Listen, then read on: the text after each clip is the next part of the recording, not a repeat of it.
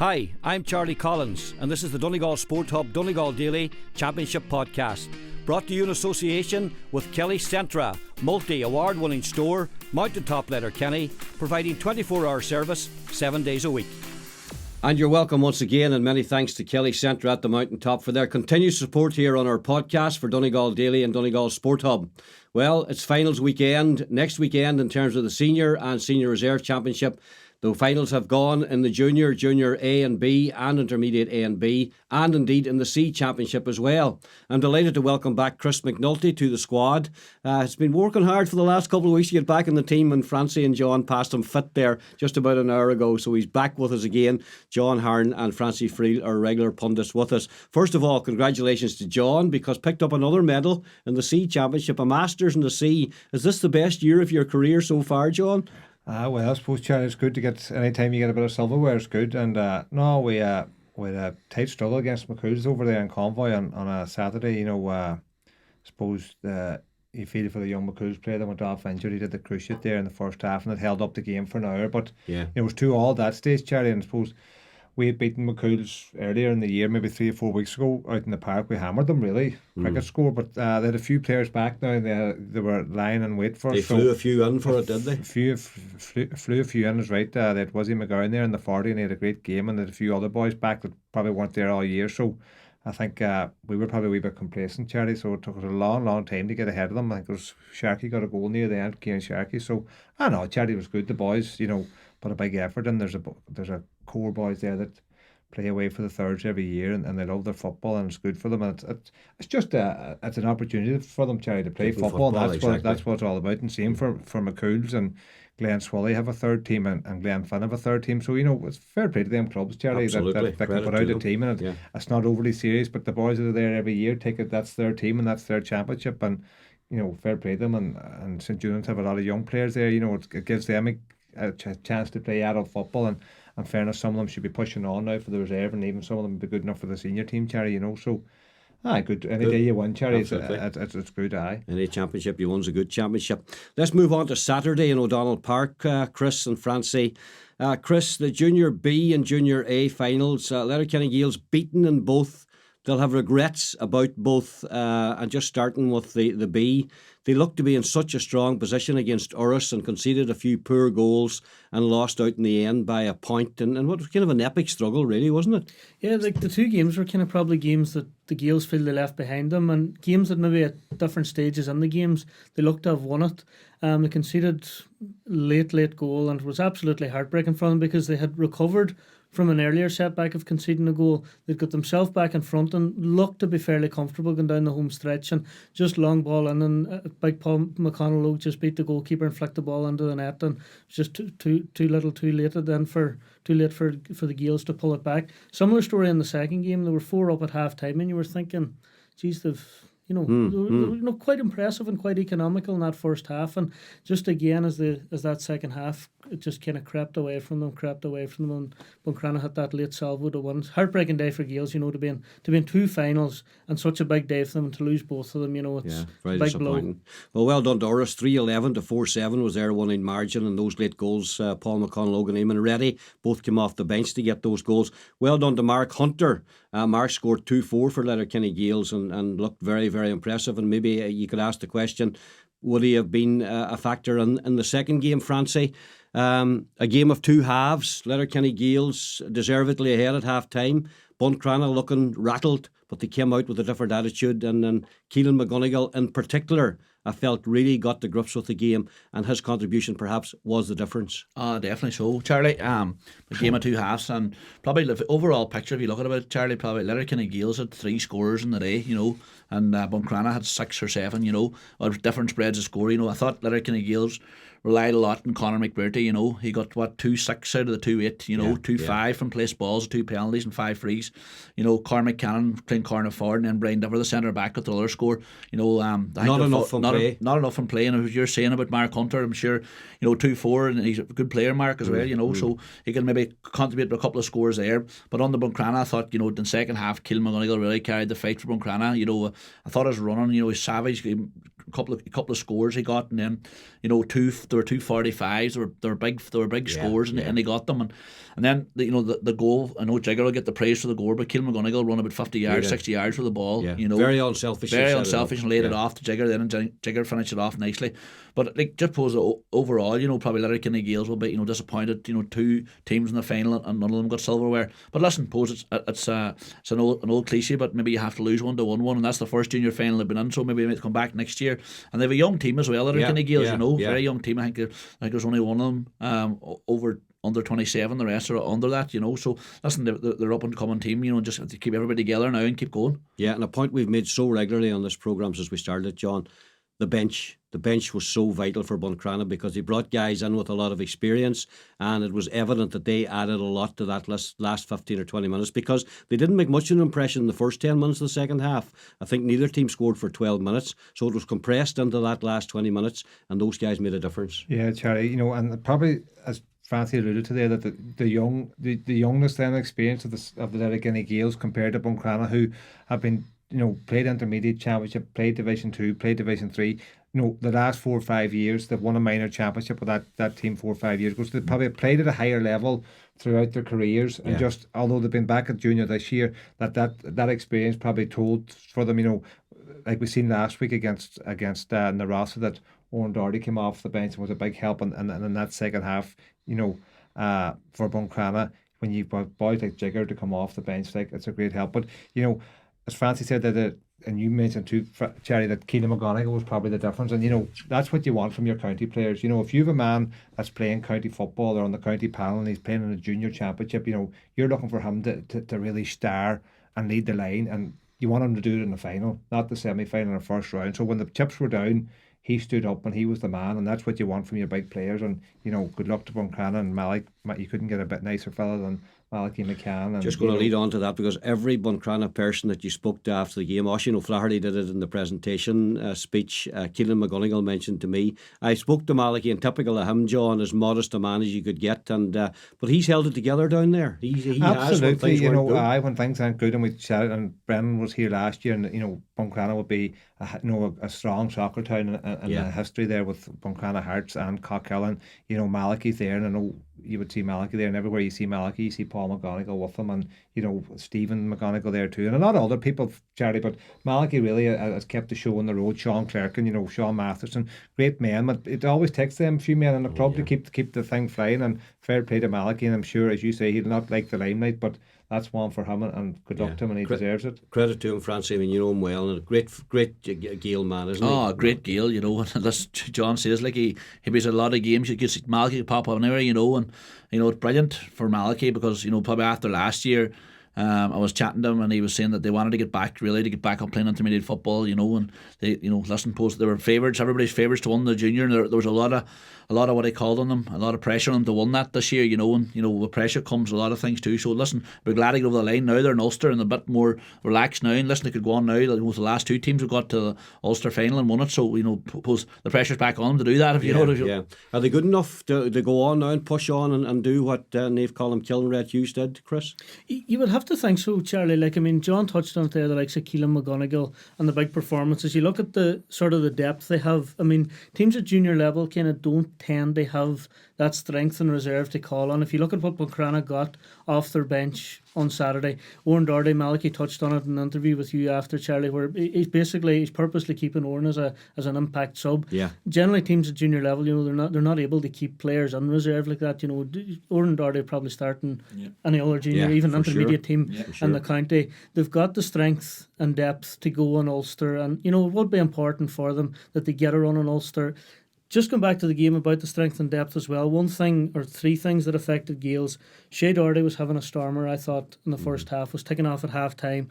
2 minutes into the second half, Kieran Lynch, fullback, was taken off, and then Liam Doherty, the big midfielder, was taken off. They didn't have the personnel to replace them with, again, Buncrana had the guys, and they had 1-3 off the bench. Jigger, of course, getting the 1-1, which was probably the difference. The balance off the bench was very much in Buncrana's favour. Yeah, and you look at Jigger, I know he's had a lot of injury problems and stuff, but still in all, it's only 5 years, since he started in the Ireland final for Donegal, and he does still have that wee kind of spark at times. Probably maybe he has been just hampered with the injuries and that. And when you're calling a player like Keelan McGonigal as well, you look at a lot of teams at that level, there's not a lot between them. But the likes then of your Keelan McGonagals, who's coming and starting player for Donegal, it's a huge, huge thing. And you see that so much. Like it was something I touched on the night Cloughanneely played Niamh Columkill, where there was nothing between the teams, but Jason McGee was just able to come up with the big moments in the games. And, it was good for Donegal to see Keelan McGonigal performing well, as John said, when the chips were down. And you'd hope going into Ulster now that he'll take that form on as well, because you want Keelan McGonigal going into 2020, you want him going in good form and growing up the levels and going up the levels with the club as well. Absolutely. Well done, Buncrana. Commiserations to Letterkenny Gaels. Buncrana now representing the county in Ulster, as we said. That's on Sunday week. And I think they're up in County Antrim, as far as I remember, Chris, is it? Yeah, they're out of the Antrim champions, yeah. And of course, we'll hope they'll do very, very well there. We'll move on to the intermediate matches that were played then yesterday in McCool Park, starting with the intermediate B game, Cloughanneely against Red Hughes. Cloughanneely won it by 12 points to 9, but that doesn't tell the full story, Francie, because they led by 10 points to 5 at half time and were much the better side, I'd have to say, in the first half. And then they didn't score forever in the second half, and suddenly it went to 10-9 after 45 minutes, and you were thinking, Red Hughes are going to win this. Yeah, definitely. It was on at half time, Cloughanneely were definitely in the driving seat, 10 points to 5, and they had all the play and they deserved that 10-5, and some great scores in there. Some very, very good scores, and what he called the second half started then, and it just was the first 5 or 6 minutes Cloughanneely kind of dropped off a wee bit, and didn't come with the same intensity. And eventually Red Hughes got into the game and they kept clipping away at the scores, and the next thing was back down to a point, and just they got a couple of scores and seen the game out. But like they were lucky because Red Hughes a lot of the ball in the second half and missed a lot of numerous wides as well. You know what I mean, and just probably a wee bit, what would you say? They just didn't be clinical enough up front. If they'd been clinical, they could have beat Cloughanneely, because this was Cloughanneely's second final. They got beaten last year's final. Doubts were setting in, and they were winning well last year at half time as well, and they ended up getting beat. So it could have gone back to haunt them again. Yeah, I suppose their Red Hughes downfall, John, was although they got back to within a point, those 4 points in the second half all came from Aidan Gallen's frees. They didn't score from play in the second half at all, and they, as Francie quite rightly says, they had plenty of the ball and plenty of opportunity, but they never got back on level terms, and certainly never got ahead. When you put all that effort in and you have, as Francie said, all that amount of possession, and you get it back so far, but if they could have got level, you think definitely they would have pushed on, because the Cloughanneely heads would have went down, but they just couldn't. They were getting them from the frees, but from play they were kicking them wide, and that probably just cost them at the end. They just couldn't get level, because if they had got level, you would have definitely thought that the pressure was definitely going to come on Cloughanneely. Yeah. But you look at that Cloughanneely, there's some very good players in that team, boys. That when I was playing, there were young fellas coming through, big McCausland and them boys. You would think they're the good players and a bit of quality about them. But Sean McBride at full forward was very good, I thought, yesterday. Yeah, it was a great outball for Cloughanneely, no, listen, in fairness, fair play to Cloughanneely. They come back last year, they got beaten in the final, they come back this year and won it, which is a good achievement for them. And some of the players they have, probably pushing on to playing with the senior team, and listen, credit to them. Yeah, disappointing for Red Hughes. I know that team's put on a lot of effort this year, Chris, and really we're looking forward to winning that championship, but on the day maybe just didn't perform. I was chatting actually to a couple of them last week. I met them over just meeting Jason one day in Balbafay last week, and having to just come on a couple of them, and they were really, you could sense a real kind of buzz off them, which is great to see. Sometimes people kind of shrug the shoulders when chatting about reserve football and stuff, but you could see what it meant to those fellas going in, and again, they put so much work in, and it just hasn't happened for them on the day. Like it's a big blow, But for Red Hughes, that particular team, they were together there for the last few months and putting in a savage effort. And again, because again, people just think, these fellas sort of turn up and, people don't kind of realise that they actually do put in effort as well. Yeah. Well, Charlie, sorry, when you look at Red Hughes, like a small club and playing in Division 3, to have a reserve team that's in an intermediate. That speaks volumes for them. Well for them. Fair play them, because Cloughanneely are playing Division 1 this year. Exactly. Reserve. Exactly. When you think Ballyshannon, them other bigger clubs that are in Division 2, yet Red Hughes in Division 3 for the reserve team. Like it's fair play to them and hard luck on them, but it's great effort. Actually, I was chatting to somebody else about last week, was on the reserve. You would ask yourself, is it fair that reserves sometimes are graded on what their senior team do or what their senior team are playing? You've say Cloughanneely, who are Division 1 reserve team and competing in that. going up against, you're sometimes the reserve football kind of can become imbalanced because of that. It's a bugbear of mine for the last number of years, Jerry, and we've talked about it at St Junans at club level. You know what I mean? That our reserves now, they're in the final on Sunday, and hopefully they won it. They won it last year, but the year before they were hot favourites and Glenties beat them. But if you go to league games, Jerry, at reserve level in Division 1, they're not getting tested an awful lot. No. They're walking through games, and they're not getting tested. And I've suggested before that our reserve team, and I think the county board were open enough to should go into Division 4. And try and win Division 4 and get promoted and win a Junior A championship. Now they couldn't go into Ulster because it's not their second team. You have your first team ahead of them. But in a lot of counties, Charlie, Mayo, Kerry, Dublin, teams play at their level. So in Dublin, if it's St Vincent's second team, they could be playing in Division 5 against Roundtower's first team. And same in Castlebar. Like I know in Kerry this year, Dr. Croke's second team is playing in Division 2, which is an unbelievable standard in Kerry, but that's where they're at. And they can't go into Division 1 because you can't have two teams from the same club. But they're good enough to be in Division 2. But now there's a lot of logistics, Charlie, and it's a lot of history, and teams like the senior team like to go out and the reserves like to go out on the Sunday after them and things. But there's a bigger picture there, as Chris says, for more competitive football, everyone to play at their level to mix it up a bit. Yeah. So I kind of would look at that, Charlie, just before we move on. Like people say, when St Junans are going out and they're winning well, geez, while unfair in the other team, and they lost today by a big score and all that. But it's also not sort of fair on that St Junans team either, because there's maybe not a challenge there as such all the time, or there's not, well, that's the point. They know going out every day, John. They're learning nothing. Or and where are they going to improve? They're not developing. Now, that's not to say they won everything and they're in the final against Kilcar. So, I'm not saying St Junans are unbeatable, far from it. But as you say, it's developing players, and if they're not getting a right challenge every week, it's hard for them. Anyway. A John Harn bugbear, that's a rare thing. Not too many of them playing around. Anyway, we'll move on to the intermediate final. St Nolls against Cloughaneely. St Nolls won 10, Cloughaneely 10 points. Just going to go through sort of score running here to get into the discussion. St Nolls won 3 to 4 points up at half time. The goal obviously from Daniel Brennan. Great move, great finish. But Cloughaneely would have been happy enough to be in it because they didn't play particularly well in that first half. Then it went to 1-5 to 6 points. Then it went to 1-5 to 9 points. 3 points in a row from Cloughaneely halfway through that second half. And I was thinking Cloughaneely have momentum here now. They could go on and win this game. Then they had a goal chance, Francie. I'm not exactly sure when that came, what the state of the game. There was a point or two in it. Cloughaneely were a point up. I think they were a point up. Yeah. That would have put them 4 up. Yeah. Gavin Mulroney made an incredible save from Killian Gallagher, and then it was Kieran McFadden followed up, and Brendan McCall got his foot down on the line. Yeah. Who knows what difference that would have made. But then St Nolls came back and they scored 4 points, their last 4 points of the game, one better than the other, and Cloughaneely unfortunately could only manage 1 more point to add to that 9. Did it get away from Cloughaneely, Francie, or was it a fair result in terms of the overall context of the game? Did St Nolls deserve to win it? I suppose over the balance of the play, you would say St Nolls probably deserved to win. The old cliche again, goals won football matches, and I think if Cloughaneely would have got the goal at that stage, Cloughaneely would have won the game. Cloughaneely were running on very, you could see the games they were low, just in the fairness, the weather, then in the second half it started to rain, bucket down, and the pitch become a wee bit heavier, and you just could see it, they were getting very leggy, when they really needed some kind of oxygen, which was like maybe to get another point, another goal. And in fairness, the Nolls were defending for their life, and even the goal chances it was a couple of quick hand passes, just cut St Nolls open, and eye and needle stuff. Brilliant move altogether, and they deserved a goal, but listen, they didn't get the goal, and then just from that moment on, Pater Mogan got a free kick and he put it over the bar, and then Daniel Brennan got 2 unbelievable scores. And then Stephen Griffin scored then at the end just to wrap it up for them, and it was their day in the end, but I think really the thing for Cloughaneely, if they look back, I think the goal was the first half was a sucker punch for them, because they were 2 up,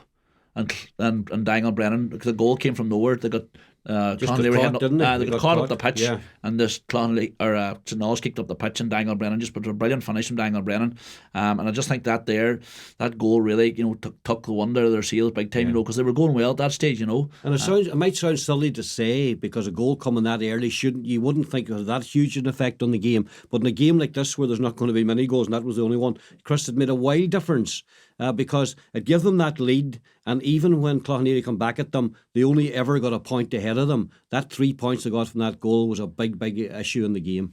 Goals in games like that, no matter when they come, because when it came sort of early enough for St. Knowles, it's given them something to latch on to. Clonhealy then they're always kind of chasing, but it means then when Clonhealy hit their purple patch, they're not going too far in front of St. Knowles, and they're still there. And they're If they still hadn't ready got to the pounce. goal, it'd been a different story. That was in the middle of their purple patch. Yeah. Clonhealy had a purple patch where they kicked 3, and that goal would have really, like I would say that goal, because I was saying to one stand beside me and I says, Clonhealy get a goal now, they'll win the game. If they don't, this is I don't know where they're going to go, because they could see they got their wee purple patch, and St. Knowles were always going to get theirs. And when St. Knowles got theirs, it was 5 minutes from the end, and they just got the scores, you know. And after the last few weeks, Clonhealy probably didn't need to be in a dogfight. Like they won 5 out of 6 games in the last minute, or drew. They got key scores late, and they just probably gone to the well too many. I know kind of sometimes teams win stuff, and you can say that the emotion and the adrenaline and the momentum carries them, but there does come a time where that has to take a toll. St. Knowles were coming in a few days fresher.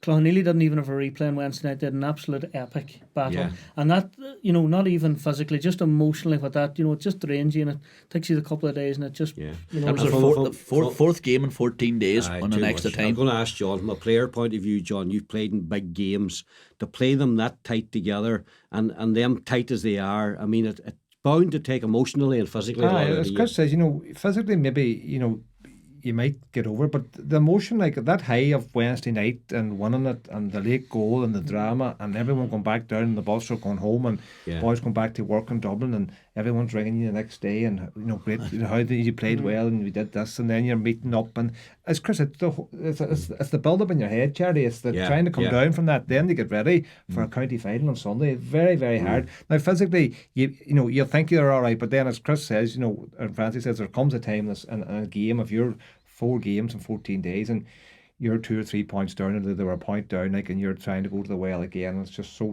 hard, what I mean. And then, as St. Knowles, in fairness, the boys said, took them fabulous points at the end when they got their purple patch. They took it, and fair play them, like quality scores to win a match. Absolutely. You got to say, take your hat off them and say, fair play them, and congratulations. Listen to St. Knowles, after the game, they were coming a lot of hurt. This, France, that's the point I was going to make to you. Stephen in his speech afterwards said it was his 5th final, Stephen Griffin, and I did an interview with him after. He was quite emotional, and he actually he referenced you boys, made his 4th or 5th favourites for this, and that hurt as well. And fair play to him, but he's lost. That's his 5th final, and he says, I didn't want it to be 5. He says it's 4-1 is bad enough, But fair play to St. Knowles, because that intermediate championship and the threat of repeating ourselves too much, it's a hell of a job to win that intermediate championship. Oh, definitely so. And I was standing beside his dad yesterday, and he was playing every ball like it was, you know what I mean. So they were really, letting St. Knowles were down beside where I was standing, and they were all saying about all that. I didn't realise how many finals they'd lost, until you hear it, and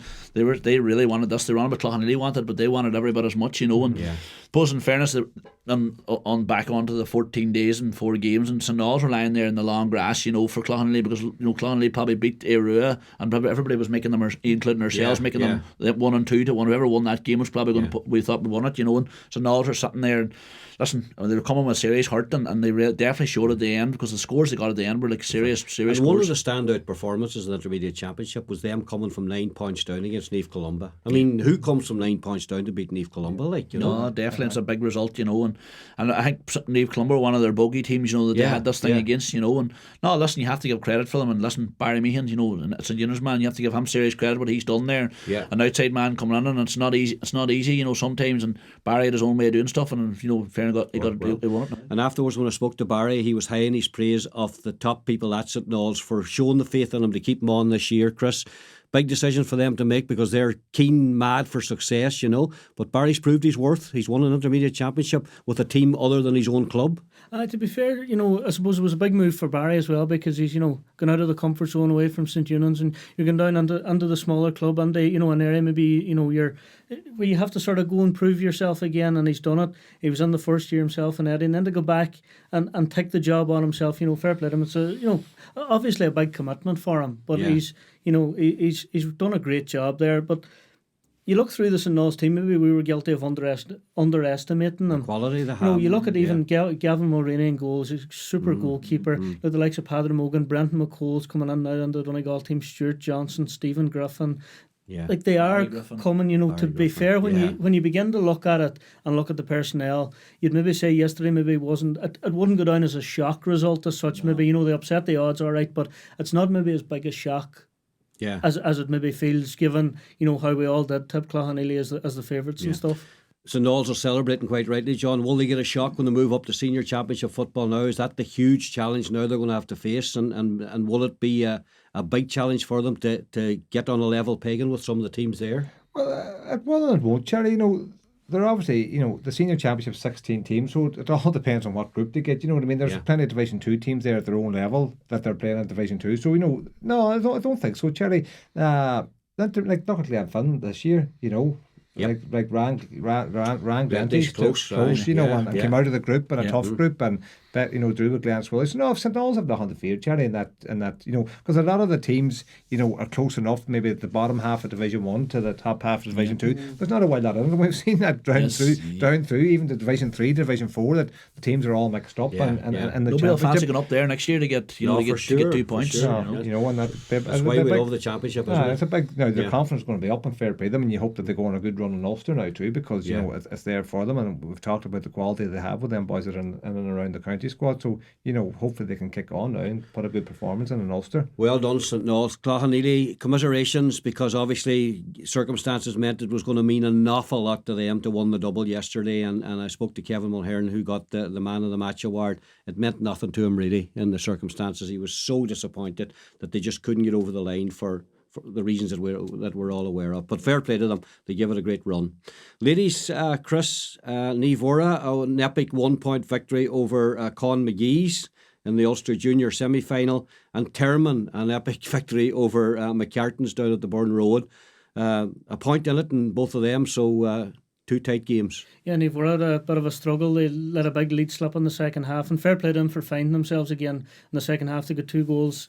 Alva O'Donnell and Caroline Sharkey, first half extra time, kind of got them over the line there. It's great to see, because they've had a lot of hurt in county junior finals over the last couple of years, and they've kind of hit the crossbar, came back this year, worked hard. They're chatting out of the training a couple of 3 mornings a week during the week, early in the morning, and it's paying off for them. It's great to see a club like Niamh Ora, putting in all that effort and getting rewarded.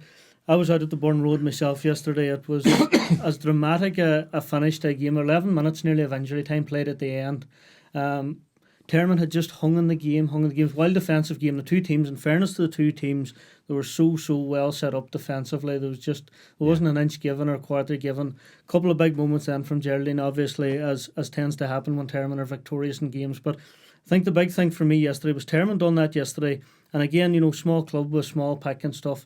4 players, Emer Alcorn, Eva McDade, Roisin Yankee and Maria Kiar, who would all be, starters, generally speaking, and they're starting 15. So to come into an Ulster semi-final, all missing. And McCartans were Ulster champions a couple of years ago in 2017. So it's not to be sneezed at what Termon did yesterday. I thought they were very, very disciplined, Termon, in the face of a serious challenge yesterday. One time in the, I think it was about 6-7 minutes into injury time, Maya Alcorn was coming 1-on-1 with a girl, forced her out. You were just waiting for her to foul her and give away an equalising score. Stood her up, forced her wide, and the girls came off, just forced her too wide. Yeah. And then a couple of minutes later, then Geraldine's come up with the goods at the other end. Francie, Ulster final, you've been there with them. It's a great achievement. I mean, the decent's done a decent job there. You have to say. Okay, I'm afraid not to, John.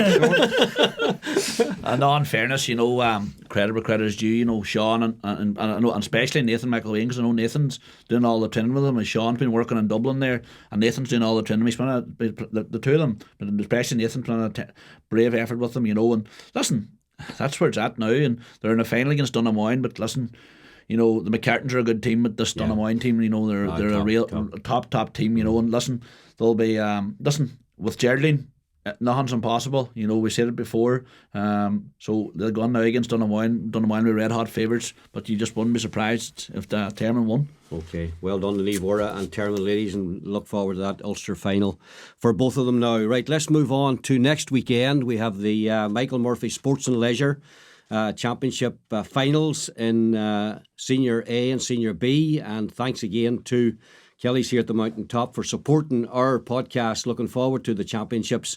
We really appreciate their support. Let's start with the B final. St Eunan's, the defending champions, John, against, I'll say, surprise package Kilcar. It mightn't go down too well in Kilcar, but I didn't expect Kilcar to beat Niamh Connell in the semi-final, to be honest with you. But they're there. They're taking on St Eunan's. Credit to them. St Eunan's will go on as favourites. But funny, I was just looking at the St Eunan's reserve team from last year. There's about 6 or 7 of them played in the senior team this year, John. So it's a much changed reserve team this year. Is that fair comment? It's much changed. Exactly, Charlie. Now, in saying that, there's a couple of boys that would have played senior last year that have come back down to the reserve. There's a couple of boys that have gone to America and Canada that for the summer and wouldn't have played any football, really, and wouldn't have been involved. So I think the 2 Toll twins are back, and they're playing for the reserve. So, and then you've a few boys, Charlie, that have come up from minor and that, young Owen Winston's thereabouts, and Big Porrick McGettigan, that were on that minor team. So you have a few lads coming through. But no, the reserves, Charlie, have Mick Martin's in charge of them. Now Mick would have played most of the year full forward, and then he got that surprise call for the seniors. So that's Mick burnt himself, or they burnt him. So no. Unions are strong, Charlie. They won the league. I think they won it. They won it easy. They put good scores up against everyone. But that's always the problem, Charlie. That when you get it easy for so long, when the test comes, that they got caught 2 years ago against Glenties. I remember in the final, and they were leading by 6 or 7 points at half time, cruising. Next thing, Glenties got a bit of a run on, and the wheels fell off, and the boys lost composure on the field, and they lost the final. Now we backed Glenties last year in the final, but it won't be easy. Charlie, Kilcar nothing to lose, and in Kilcar they'll always have footballers. That's one thing they'll have. So they'll not be giving the ball away easy, and they'll be well able to take their scores. But no, Unions have a big strong team there, and hopefully that they can kick on and win it. We've seen them before, St Eunan's senior games, and I mean they've been impressive in all their games. Francie, just watching it, you think, well, they're going to coast to victory. Really, that's the way it's been with St Eunan's in the championship. Yeah, it's funny. It's kind of set up, for Kilcar come and just take the one on their sails, But listen, I think Eunan's are very strong. Some of them boys have played senior football, and that'll stand to them on the big day, and they'll be out there. And listen, Kilcar, kind of as a young team, they're coming with a few older heads as well. So, as you said, Kilcar were kind of a shock for me too that they beat Glenties as well, because I thought Glenties were probably the second best reserve team I've seen this year after St Eunan's. I agree, listen, that's the final now, and Kilcar will come up and listen. You're in a final; it's anybody's game, Big day for both teams, obviously, county final day, and it's a big occasion for them, and they set the things going. But on the evidence of what we've seen, Chris, it would be a surprise if Kilcar won it. Oh, it would be a huge surprise. I've seen that St Eunan's reserve team a couple of times this year, and I've just seen them blowing away teams, and there's no other way of describing it. And John spoke about the young fellas, a couple of them maybe played senior last year. There are a lot of these boys as well coming from, the majority I would presume would go to St Eunan's College. So a lot of them coming from playing a good level of colleges football and school as well, which is very, very important. You're looking, just come back, as opposed to the previous point, you would just worry that the thing is becoming a wee bit imbalanced. Now, that's not to knock St Eunan's, it's not their fault, No. Fair play them coming on and competing, but you would expect them to have too much, and probably for Kilcar there's too much maybe has to go wrong. For St Eunan's too much has to go right. It's a big balancing act for them to win this one. Okay, right. That leaves us with the last one, the Michael Murphy Sports and Leisure Senior Championship Final. A repeat of last year, John. We have last year's programme here in front of us. It's sort of Groundhog Day. There'll not be many changes in either team, maybe one or two small ones. But we touched on it here last week, and Francie made the point about Niamh Conlon's going to have to come with some sort of a plan because they're coming in as underdogs. And Gweedore haven't been just brilliant all the way through, but they've still landed in the final, and they looked impressive against Kilcar when it was most required. Absolutely, Charlie. And we can't lose the fact that last year was Gweedore's first final in 12 years. So now we're saying that they're not going great, and they're not playing as well, but they're still in the county final. So that's that shows you how much I know Mervyn was giving out that maybe they weren't getting enough respect. But that's the kind of respect people have for them now. He said they're still not playing well in their county final, so they're serious outfit, Charlie. We've seen that there. They're on about time in their run now that they weren't maybe pushing too hard earlier on for the championship. It's hard to know, but Charlie, they're in the county final, and they've got serious pedigree. I don't think you can underestimate the confidence that they've got from winning the championship last year and then going on to win Ulster. You know what I mean? They're their chest out now. They're the big boys in town, and it's up to Niamh Conlon to try and knock them off their pedestal. But when you have a team, Charlie, like Gweedore with that quality, and they've got the favourites tag, but they've also got the experience of having won it last year. I think they're going to be a serious outfit. And we're talking about Glenties coming with a plan. I don't know, Charlie, it's hard to know what that plan is. They're a very good team. They're very honest. They have a lot of experience. They'll give it everything. But I just feel that they won't have the quality to break down that Gweedore side when it comes to it. The only, Terry, we were chatting before we came on air, the only comparison I can make is in 2005, St Eunice played Gweedore in the championship semi-final, and it was billed as the county final because both teams were going well at the time, and we were maybe top of the league. I can't remember, but that was the talk. And there was Neve Connell were in the semi-final. Now we can't remember who they were playing, but obviously they were underdogs. Yeah. And the team that they were playing weren't highly rated back then. And Neve Connell got to the final, and we all know what happened then. They bet us in a replay. That was McGuinness was that was the first time we kind of seen the blanket defence. So Glenties are coming in. No one's giving them a chance. I don't think anyone's giving them a chance really. Everyone I think will probably thinks Gweedore's going to win. Thanks Gweedore. So it's going to be very hard for Neve Connell.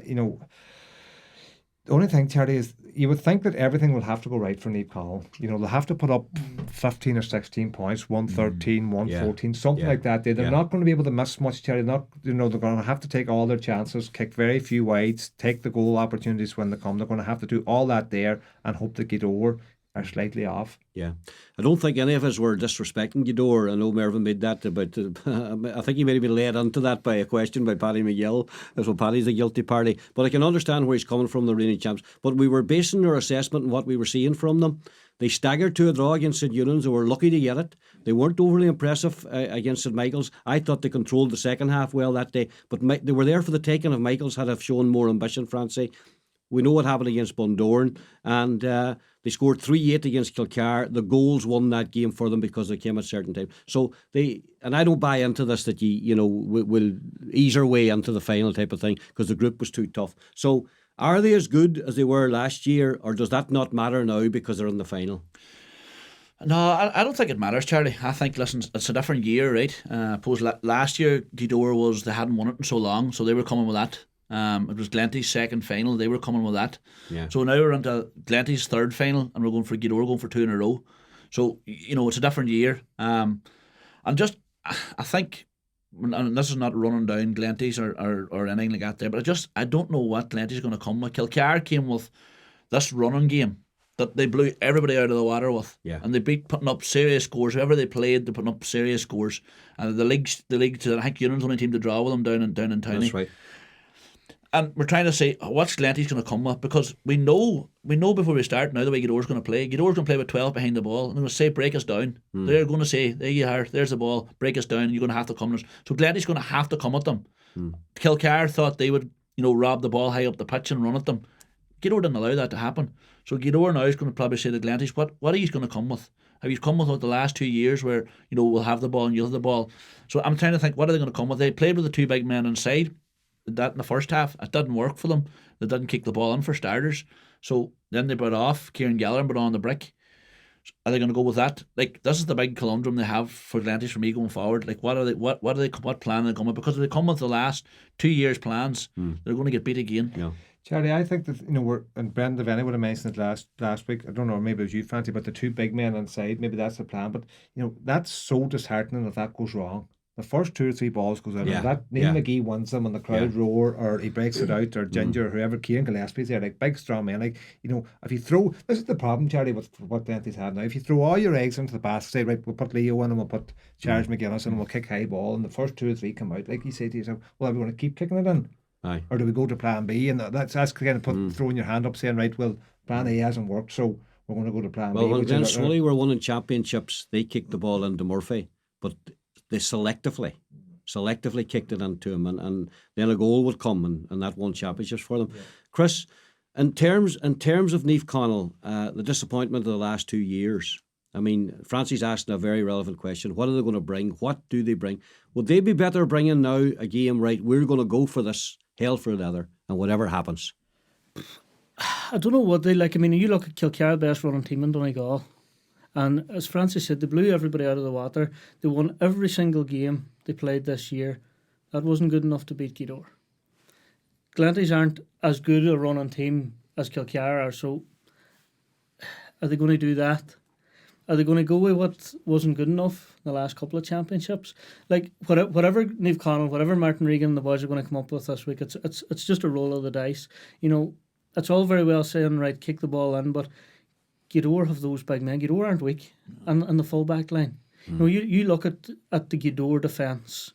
There's not a weak cog in that wheel at all that you could sit and say, right, we'll try and exploit that. And again, you look at, say, the Glenswally thing, kicking the ball into Michael Murphy, best full forward in the country. You know, that's all right. Francie made a great point here last week about Big Dan's role and you know, the sweeper role. Yeah. And if you look up and see him, I mean, he's 6'2" or 3", isn't he? You know, how you how are you going to kick it over his head? And if you look at, say, Neil McGee was on Patrick McBurdy in the semi-final. I thought it was one of Neil McGee's best performances of recent years. You know, a lot of people were saying, you know, there may be questions asked to Neil, and, you know, was he going to retire? Yeah. Was he going to pull the pin on Donegal? You look at that semi-final performance, Neil McGee's going no road. That was as good a performance as he's turned in on one of the foreign players in the county and the country, and Patrick. Where's the weak link that Niamh Connell can exploit on Sunday? And you look at maybe the scores thing, and I know we have said this a few times, Niamh Connell would nearly need 100% accuracy on Sunday. They just can't afford for stuff to go wrong. You look at the other end then, and you look at what Gidor are bringing. I know we're kind of questioning Gidor, but for them it was just a matter of getting out of the group. So they had to probably play it safe and play it KJ, but maybe had to sort of ease their way out, take a few risks. Yeah. But it was just about getting out of the group. Then they get the big scare against Bundoran, and I suppose they were coming, maybe the momentum wasn't great because they kind of fell out of the group and they were just, you know, but that was the scare that they needed, I think. And then, you know, we saw them really, you know, they were so good against Kilcal. They were kind of very close to being back to their best again. You look at those big men. I just don't see the weak links that Niamh Connell can exploit. I think so much has to go wrong for Gidor on Sunday for Niamh Connell to be in with a chance. If you were on the Niamh Connell backroom team, John, what would you be bringing to the table if the boys sat down, Martin Regan's gathering his men around him? What would you be bringing to the table? Well, see, Charlie, in modern management, this is the conundrum. You know, they've set out their stall all year. It's very hard now to go in 2 weeks before final and say, boys, we're going to throw everything out the window and say, listen, right, we're going to go man to man. If we've lost the last two finals, and get the boys in the band, we're going to go man to man. We're going to play Leo full forward. We're going to start the brick. We're going to start Brendan McDyer. We're going to have Charles McGuinness coming off them or whatever. You know, we're going to play, and we're going to kick it in 3-on-3 in the full forward line. Leo knocks it down. Brendan McDyer gets 2 goals. That's why we're going to win this game. And they're going to say that to themselves. Owen Wade, they're going to be saying, well, you know, Anthony Thompson, Owen Wade, you just got to come forward, boys. Just get on the ball. You got to come forward. You got to get scores first. Yeah. Kieran Thompson, you got to get scores. You know. As you say, Terry, they're going to throw off the shackles and say, boys, this is it, we're going to go at it. Want the game of, every man here has to have the game of his life. No one's giving us a chance. You know, we're having a hope in hell. Right, you're not going to say that to them then, obviously. No, well, they put in too much. Martin Regan's put in 5 years of work, Terry, there. You know, he's there 5 years. He's won his championship in 15 against St. John's, but he's lost the last 2. Serious time and effort to just throw everything out the window and say, right, it's a county final. Seven finals. This is their seventh final in 11 years, Francie. Yeah. And they've won 2. Listen. Now, you might say a lot of clubs would be happy to be in 7 finals, but if you want to be brutally whatever about it, you'd say 2 out of 7 is not enough. Like, no, but listen, if you keep going back, we keep repeating ourselves. Last 2 finals, they went completely defensive. I'm just saying, like, they're going to have to come up with something. Like, they'll have to, throw off the shackles, as John says there. I think everything going to have to work in their favour. But if you go down to what Scottstown did last year to Gidor, and they went man on man, and they took the risks. They were serious risks, but with risks or rewards, you have to balance it out here. Like what Scottstown did, they went man on man on one sweeper, and they didn't let Gidor out of the defence with the ball. They man marked their players. Like, they're going to have to come up with something like that, but you have to be brave to do this. And Scottstown got beat still by doing this. And then they went a point. Only a point.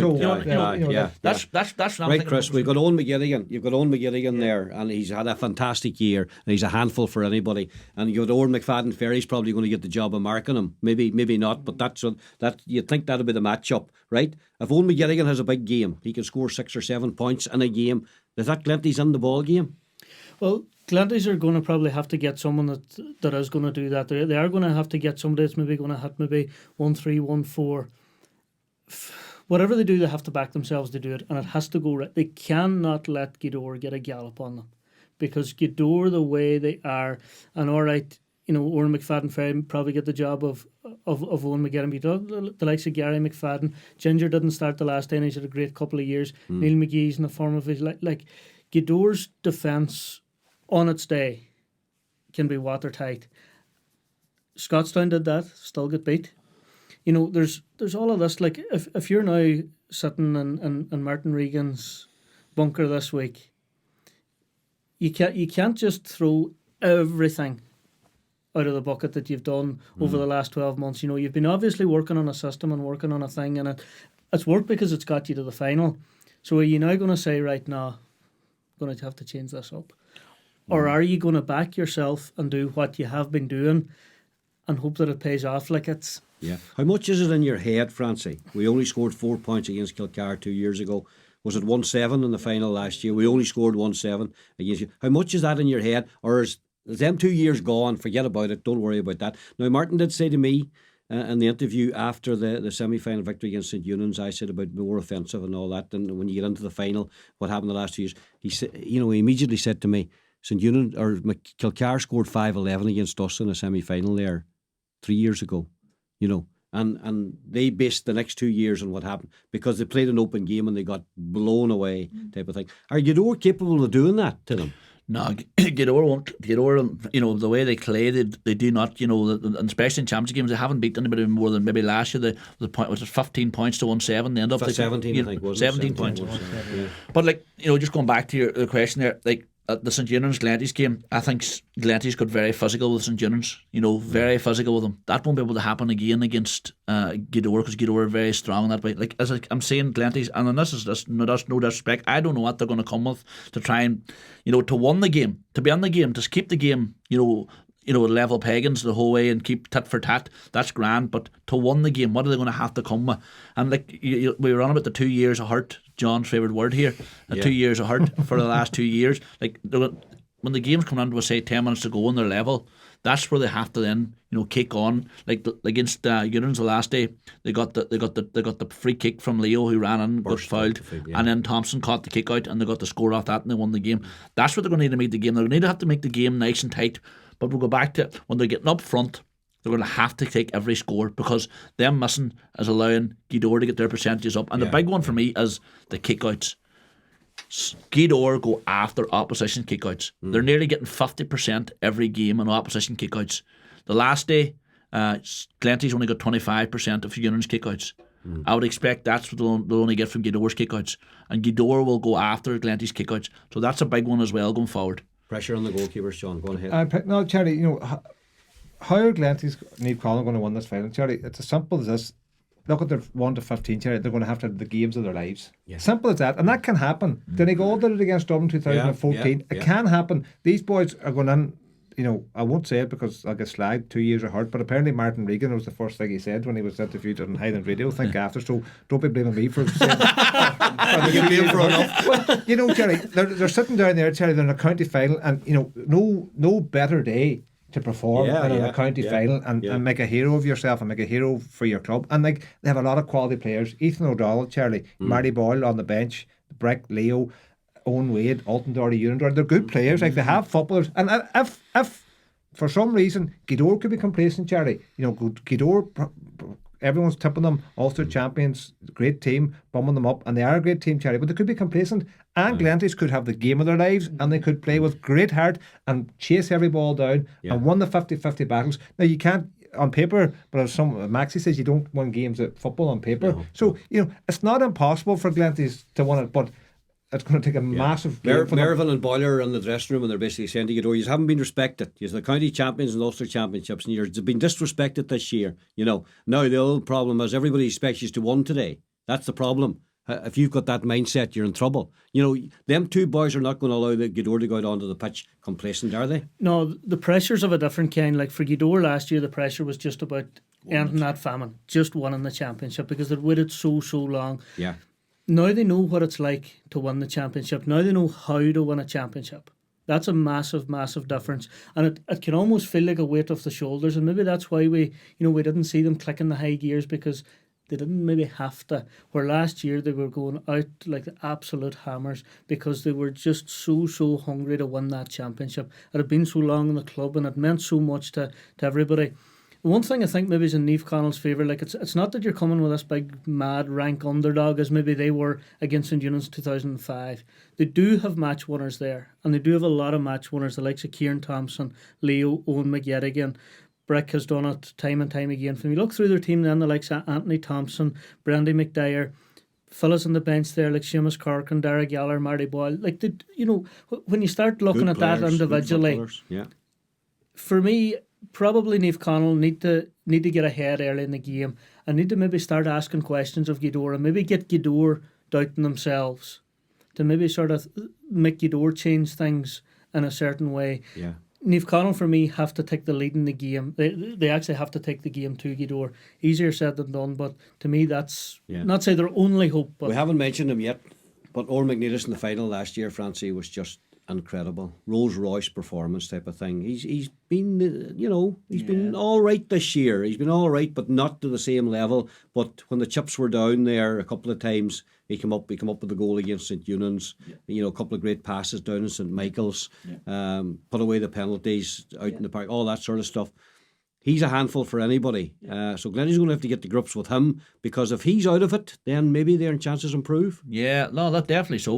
Glenty's supposed to be one of their players we spend a special attention to. It will be Oren McNeilis, and like even Oren is marked. He's still like what they call him. Brian O'Donnell went on a man-to-man last week for Kilcar. And he still got out in front in one ball and kicked 2 or 3 lovely scores. So listen, that's Gweedore have match winners as well. Don't get us wrong here, but as I back to the point, like Glenty's, like I think they're going to have to go with a different plan. I think they'll have to change it up, and they'll have to go with trying to attack, stop Gweedore getting out with the ball, especially other kickouts, and will come out with defence. Because if they let Gweedore run at them, Gweedore with the power, like with Cian Mulligan and Darrell Boyle on one side and Niall Freeland and Nisha on the other side, like they've serious pace, and they will penetrate you to get in for scores. And you've seen the first goal, the goal they got the last day, just cut in from the sideline like that there and got a goal. So Glenty's will need to, I think that's when they need to stop them. They have to stop it at source, and that's let them not come out with the ball.